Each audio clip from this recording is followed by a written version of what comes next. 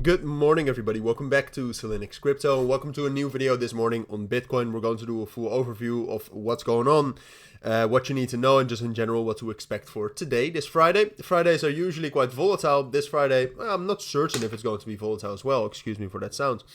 But in general, the price action we've had so far this week has been very volatile. So I always say you should expect that what is going on will continue. So therefore today is in my thoughts at least also going to be volatile, and we'll talk about what the possibilities are regarding Bitcoin, but we'll also talk about some fundamentals, which of course in these market circumstances is necessary. Now, all the price action we had yesterday, I'm happy to say, was all expected. If you watch my videos, you knew that with this move up we had on Wednesday evening, we left a lot of imbalances here to the downside, and yesterday that got filled.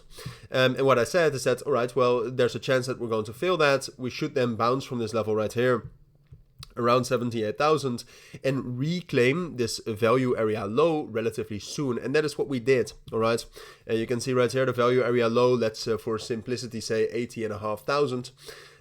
We managed to break back above that and also retest that right here with this latest candle. We'll zoom in a moment because it's not all great what we're doing right here, but we'll get to that a little bit later. But right now, at least purely technically, we filled the imbalance. We got a good reaction afterwards, and it's all looking pretty good right now.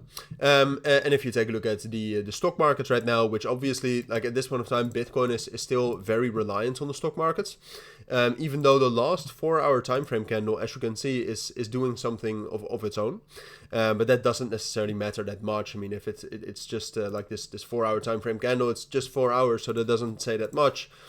And then if you take a look at the Coinbase Bitcoin price right here, which is one of the best indicators to actually tell you whether Bitcoin is dependent on the stock markets, and this will tell you the same.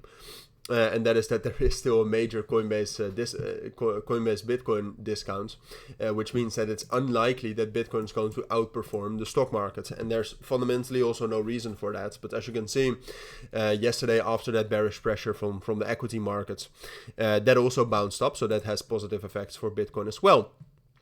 Now, the main thing that I wanted to talk about, though, which probably will still have implications for later today, is that basically since yesterday evening or the start of the night, but if you're from the US, it's the evening. If you're from Asia, it was the end of the night.